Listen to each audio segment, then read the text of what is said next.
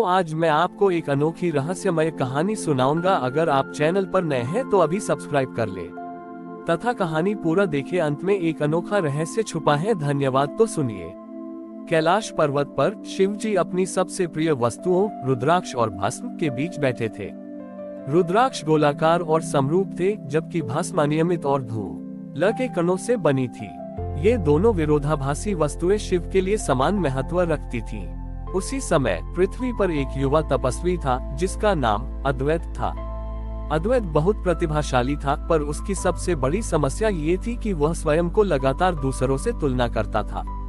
वह हमेशा ये देखता था कि अन्य ऋषि उससे ज्यादा ज्ञानी हैं, अन्य भक्त ज्यादा तपस्वी हैं और अन्य साधक ज्यादा सिद्ध हैं। इस निरंतर तुलना ने अद्वैत को कभी शांति नहीं लेने दी। वह अपनी अद्वितीयता यूनिकनेस को भूल गया था और केवल दूसरों जैसा बनने की कोशिश कर रहा था। उसकी यही तुलना की तीव्र भावना एक बेचैनी बनकर कैलाश तक पहुंची। अद्वैत ने शिवजी से प्रार्थना की, हे महादेव, मुझे वह वस्तु दे जो सर्वश्रेष्ठ हो, ताकि मैं दूसरों से बेहतर बन सकूं और मेरी ये तुलना समाप्त हो जाए। शिवजी ने देखा कि अद्वैत मोक्ष के मार्ग को एक दौड़ मान रहा है। शिवजी ने अपने आसन के पास से दो वस्तुएं उठाई। तारांकन एक पुनर्तः गोलाकार समरूप रुद्राक्ष, तारांकन एक अनियमित आकार का बेतरतीब पत्थर जो हिमालय की बर्फ से बना था। शिवजी ने इन दोनों वस्तुओं को अद्वैत की कुटिया में प्रकट कर दिया। अद्वैत ने देखा कि उसके सामने दो भेंट हैं। उसने तुरंत रुद्राक्ष को चुना। उसने सोचा, ये रुद्राक्ष पूर्ण है, समरूप है, ये सर्वश्रेष्ठ है। यह मुझे अन्य साधकों से बेहतर बनाएगा जो बेतरतीब चीजें उपयोग करते हैं। उसने उस अनियमित पत्थर को तुच्छ समझकर एक कोने में फेंक दिया। जैसे ही अद्वैत ने रुद्राक्ष को उठाया और अपनी पूजा शुरू की, रुद्राक्ष ने अपनी गोलाकार पूर्णता के कारण अद्वैत को और भी अधिक कठोर बना दिया। अब वह हर उस व्यक्ति की आलोचना करने लगा जो उससे कम परफेक्ट था। उसकी तुलना और भी तीव्र हो गई, क्योंकि वह परफेक्ट रुद्राक्ष धारण कर रहा था। उसकी शांति और भी बड़े ओर चली गई। जब उसकी बेचैनी पराकाष्ठा पर पहुंची, तब शिवजी एक विनम्र भिक्षुक के रूप में उसके पास आए। तपस्वी भिक्षुक शिवजी ने पूछा, तुमने सबसे परफेक्ट वस्तु चुनी, फिर भी तुम इतने अशांत क्यों हो? अद्वैत ने रुद्राक्ष दिखाते हुए कहा, ये परफेक्ट है, पर मुझे शांति नहीं दे रहा। मैं अब भी दूसरों से तुलना करता हूँ। भिक्षुक ने कहा, तुम्हारी अशांति का कारण यह है कि तुमने पूर्णता को चुना, पर तुमने अपनी अद्वितीयता को अस्वीकार कर दिया। शिवजी ने कोने में पड़े अनियमित पत्थर को उठाया। देखो, ये पत्थर न तो परफेक्ट है न समरूप। ये टूटा हुआ है, इसका हर किनारा अलग है।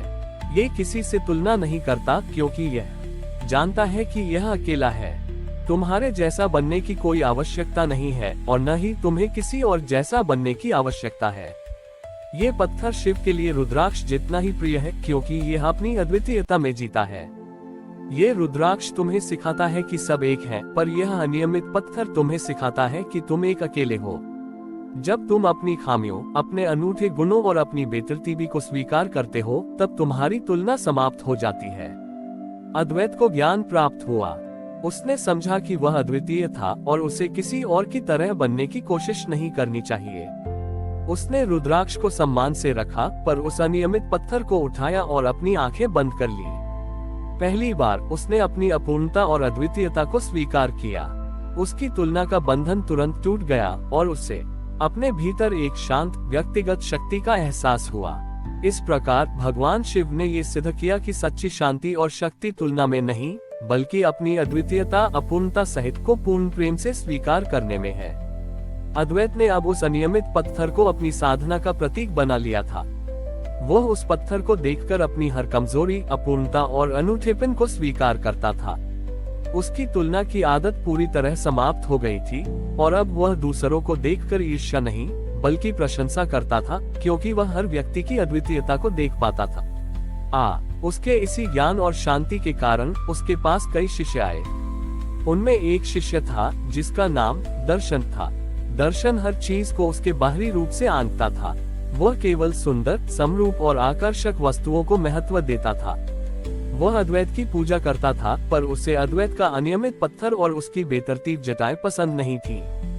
दर्शन ने अद्वैत से एक दिन पूछा, गुरुदेव, आप इतने ज्ञानी हैं, फिर भी आप अपनी वेशभूषा या आसन को सही क्यों नहीं करते? यह अनियमित पत्थर पूजा के लिए शुभ कैसे हो सकता है? क्या यह आपकी अपूर्णता को नहीं दर्शाता? उद्धरण चिन्ह। अद्वैत ने मुस्कुराकर उस अनियमित पत्थर को उठाया। उन्होंने उसे प्यार से रगड़ा और कहा, पुत्र दर्शन, तुम केवल उस चीज को शुभ मानते हो जो तुम्हारी आंखों को सुंदर लगती है, पर शिवजी ने मुझे सिखाया है कि शक्ति दिखावे में नहीं बल्कि अद्वितीयता में है। अद्वैत ने अपनी एक लीला दिखाई। उन्होंने उस अनियमित पत्थर को अपने हाथ में लिया और उसे अपने सबसे जटिल श्लोक को याद करने के लिए कहा। पत्थर मौन रहा। फिर अद्वैत ने उस कोने में रखे पुनर्तः गोलाकार रुद्राक्ष को उठाया जिसे उसने पहले चुना था। उन्होंने उसे भी वही जटिल श्लोक याद करने को कहा। रुद्राक्ष भी मौन रहा।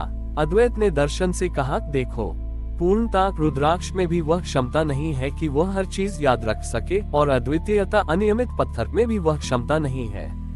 फिर भी वे दोनों अपने अपने तरीके से पूर्ण हैं। इस पत्थर की हर टेढ़ी मेढ़ी दरार इसकी अपनी कहानी है, इसका अपना संघर्ष है जो इसे मूल्यवान बनाता है।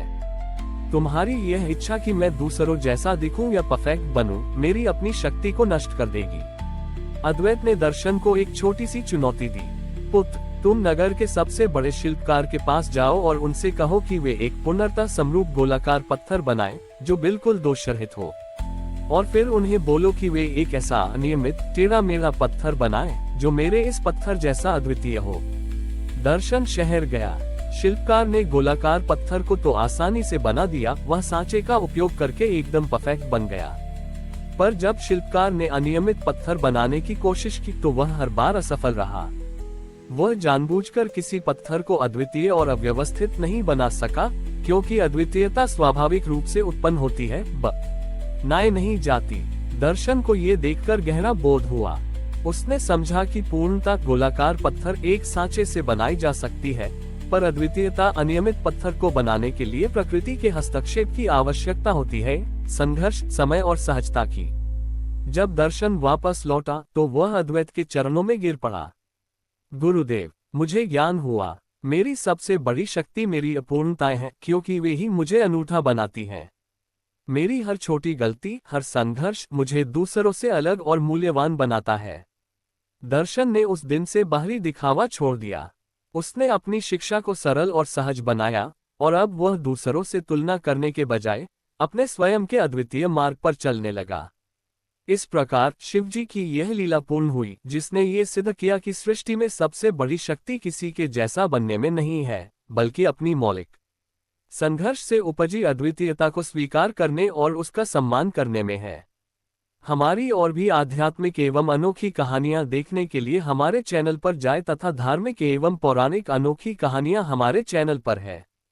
कृपया जाके देखें तथा हमारे चैनल को सब्सक्राइब करके रखें और वीडियो लाइक जरूर करें। धन्यवाद।